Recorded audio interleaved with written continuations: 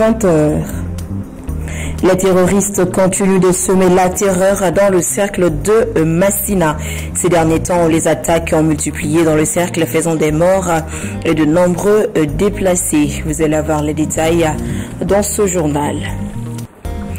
La capitale malienne Bamako a abrité ce jour la première édition du Forum économique international Mali-Russie. Cette initiative vise à établir de bonnes bases de collaboration économique entre les deux pays. Vous allez avoir les détails dès l'entame de ce journal. La Banque nationale de développement agricole, dans le cadre de sa responsabilité sociétale d'entreprise, vient de lancer les travaux d'installation d'un système photovoltaïque au centre de santé communautaire de Sibiribougou, dans l'arrondissement 4 du district de Bamako. Ce projet vise à améliorer l'approvisionnement en électricité de l'établissement. Et voilà donc pour les sommaires.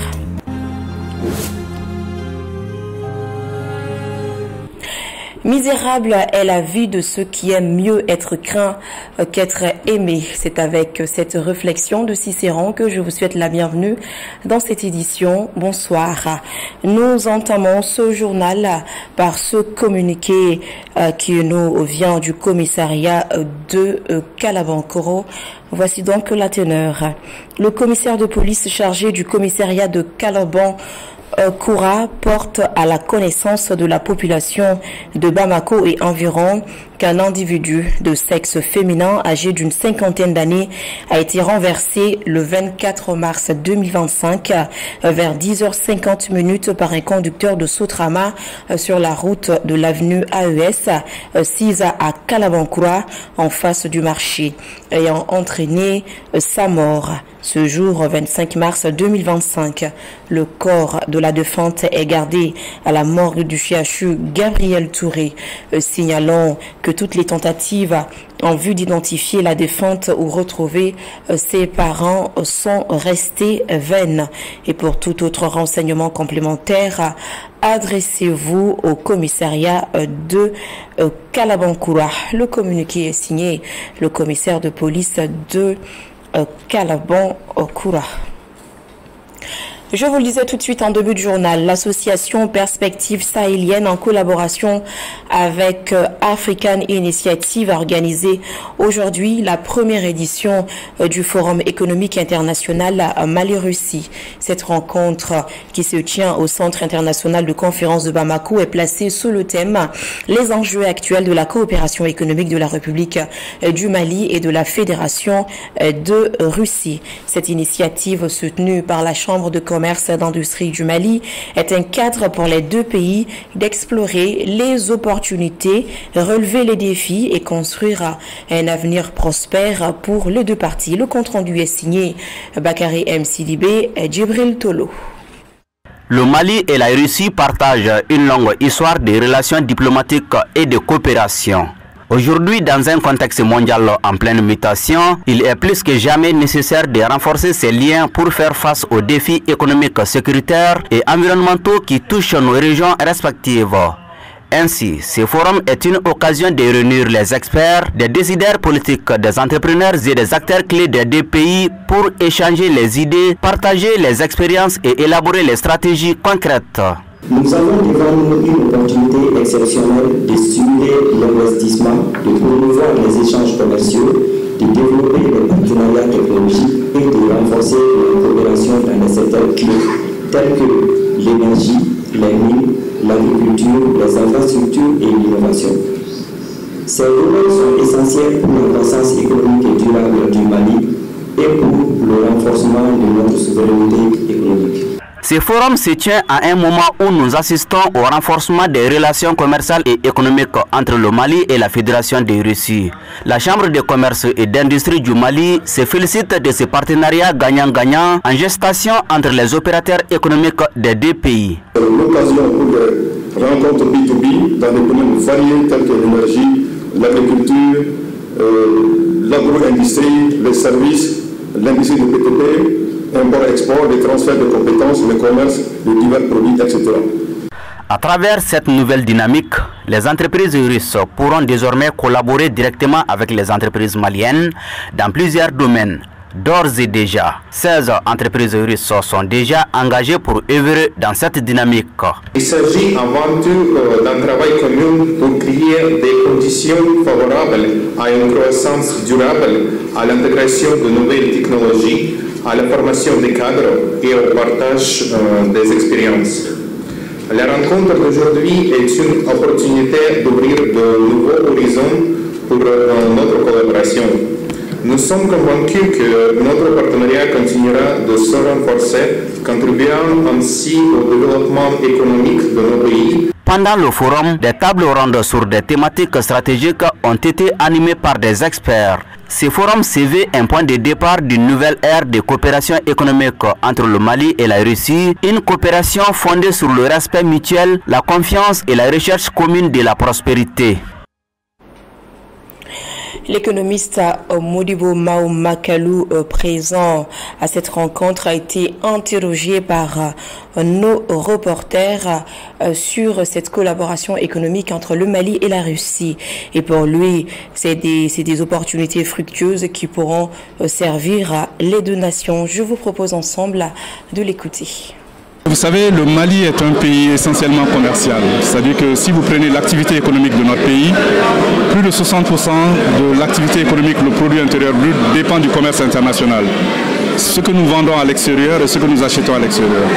Et comme vous le savez, avant la Russie, il y avait l'Union des républiques socialistes soviétiques qui nous ont beaucoup aidés à l'indépendance. Et les rapports ne datent pas d'aujourd'hui. C'est depuis 1960, le 10 octobre 1960, qu'on a établi les relations diplomatiques avec l'ancêtre de la Russie, l'URSS. Et les premiers accords qui ont été signés, c'était dans le domaine minier, c'était le 21 février 1961.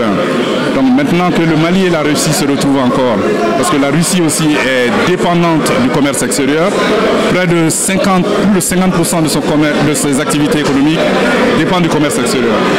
Maintenant, il y a beaucoup d'échanges qui peuvent avoir lieu, parce que vous savez, la Russie exporte, est grande productrice de produits pétroliers, et le Mali est grand importateur de produits pétroliers, de même que pour l'agriculture, les infrastructures. Donc il y a vraiment des opportunités pour raffermir les relations économiques et les ramener au niveau des relations politiques. Donc les opportunités se trouvent là, on essaie de lever les contraintes, les obstacles pour aller davantage vers le développement économique pour nos deux pays. Mais vous avez remarqué, avant c'était les États qui coopéraient, mais maintenant il faut les secteurs privés. Et vous avez vu que les États sont en charge de la réglementation, de fixer les règles du jeu, d'impulser. Mais maintenant ce sont les deux secteurs privés qui vont se donner la main avec l'appui des deux États pour que le commerce puisse décoller entre nos deux pays. Par ailleurs, les travailleurs de la Poste du Mali ont organisé aujourd'hui, mardi, un sit-in dans la cour de la direction générale située à Dar Salam, en commune 3 du district de Bamako, pour revendiquer des salaires impayés.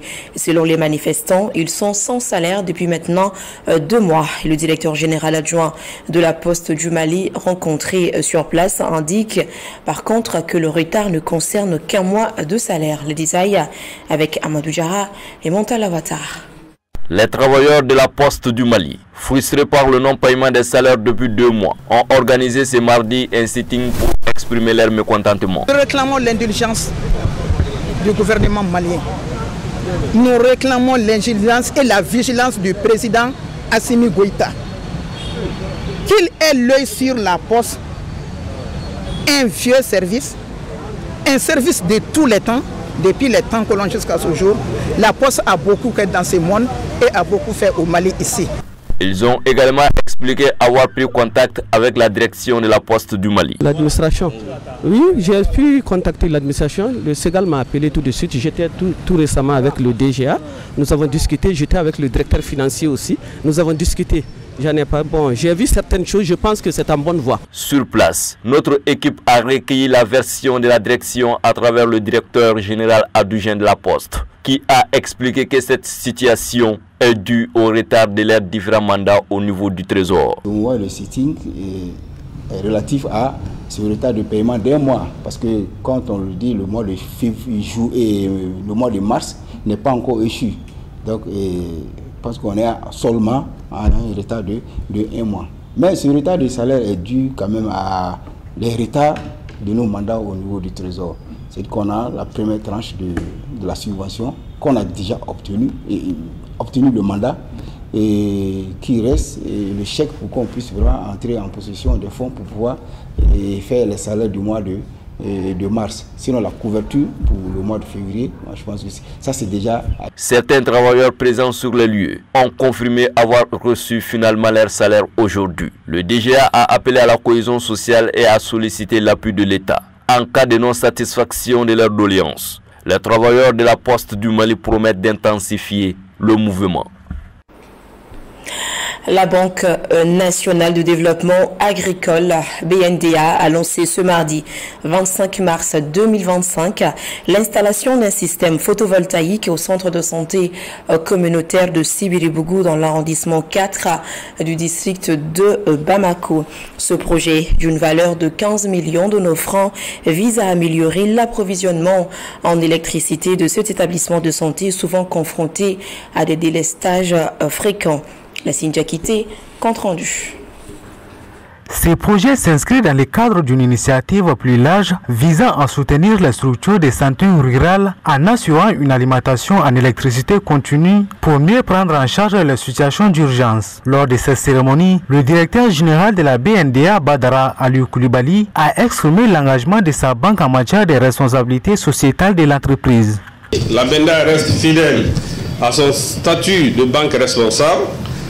Et la BNDA a décidé de répondre donc favorablement à la demande du centre de santé communautaire de Sibiribougou pour doter le centre d'un système photovoltaïque. Donc la cérémonie que nous réunit aujourd'hui, présentement, marque donc la concrétisation de notre engagement avec le démarrage dans quelques instants donc des travaux d'installation de cette infrastructure solaire. Le coût estimé par le projet s'élève à environ 15 millions de francs CFA. L'entreprise Aircom Sarl, en charge de l'installation, a juste 1 mois pour l'installation du système solaire au CESCOM de Sibiribougou, un délai qu'elle promet de respecter. Nous n'aménagerons aucun effort pour mener à bien les travaux de cette infrastructure. La puissance correcte installée est de 29 kW et le stockage est 45 kWh. Et une puissance demandée de 24 kW. Nous avons un délai d'exécution de 1 mois que nous comptons satisfaire. Le DTC, au nom du personnel du CESCOM, a exprimé sa gratitude pour cette initiative et rappelé l'impact positif que cette installation pourra amener dans le quotidien des soignants et sur la qualité des soins fournis. Si toutefois nous arrivions à bénéficier de ces installations d'énergie photovoltaïque, pour corriger le délestage, nous nous engageons à en faire bon usage pour assurer la continuité des offres de services de santé de façon efficiente au bénéfice de la population. Ce projet illustre l'engagement de la BNDA pour le développement durable et le bien-être des communautés locales. Actualité à l'intérieur du pays, dans le cercle de Massina, la situation sécuritaire est de plus en plus critique. Ces derniers temps, plusieurs attaques terroristes ont été enregistrées dans le cercle, faisant des morts, des blessés et des déplacés internes. Gabriel Keita nous en parle. Les attaques terroristes persistent toujours dans le cercle de Massina, où plusieurs villages vivent sous le joug des terroristes. Le village de Tokolonkoura, situé dans la commune de Kolongo, a été la cible d'une attaque terroriste par drone le jeudi dernier. Elle a visé les combattants des groupes d'autodéfense postés dans ce village. Selon les informations rapportées par nos confrères de l'Indicateur du Renouveau, 5 combattants des groupes d'autodéfense ont perdu la vie lors de cette tragédie. Face à la situation sécuritaire préoccupante, rapporte la même source le dimanche 23 mars 2025. Les populations de plusieurs villages dont Danidje, Koruna, Wadje et de Kongoudjan se sont mobilisés à travers des meetings pour exprimer leurs inquiétudes face à la situation sécuritaire préoccupante de l'interfleuve en général et des cercles de Massina et de Saro en particulier. Cette manifestation, selon des sources locales, fait suite à plusieurs incursions terroristes dans des localités avec des assassinats ciblés et d'enlèvements de bétail la semaine dernière. Ces populations demandent aux autorités maliennes de créer des meilleures conditions leur permettant de travailler dans leurs champs pendant la campagne à venir pour pallier l'insuffisance alimentaire dont ils traversent actuellement. Elles dénoncent également l'insuffisance des militaires pour cette partie très vaste de Djoro jusqu'à Djeni qui continue de provoquer de nombreux déplacés internes composés de veuves et d'enfants vers la zone qui soit un peu sécurisée. Le gouverneur de la région de Ménaka, le colonel-major Lanzeni Konaté, dans un communiqué diffusé dans plusieurs langues nationales, appelle après les enseignants, les autres fonctionnaires de l'État et des collectivités territoriales absents de leur poste à prendre toutes les dispositions nécessaires pour rejoindre impérativement leur poste d'affectation au plus tard le 14 avril 2025. Le gouverneur de la région prévient que passé ce délai de rigueur, les intéressés s'exposeront à des sanctions prévues par la réglementation en vigueur. Pour Bamako, les Sontiguais de Orange Mali continuent. Après Wolofobougou Bolibana, quartier Mali et Mayambougou, l'équipe Sontiguais de la société Orange Mali a offert ce lundi 24 mars 2025 une rupture collective de jeunes aux fidèles de la mosquée Sekoussila de Fadjigla en commune 1 du district de Bamako. Cette initiative reflète la volonté de Orange Mali d'accompagner et de soutenir activement la communauté musulmane durant ce mois béni de Ramadan. Omar Koïta. La société Orange Mali poursuit ses multiples opérations de bienfaisance en cette période de Ramadan. Hier lundi, l'équipe Sontiguais d'Orange Mali a ainsi distribué plus de 200 repas aux fidèles de la mosquée Sekoussila pour la rupture d'hygiène. Tout le monde sait que le Ramadan, comme vous le savez, rime avec l'entraide, le partage et la solidarité. Et c'est des valeurs qui sont aussi très chères chez nous à Orange Mali.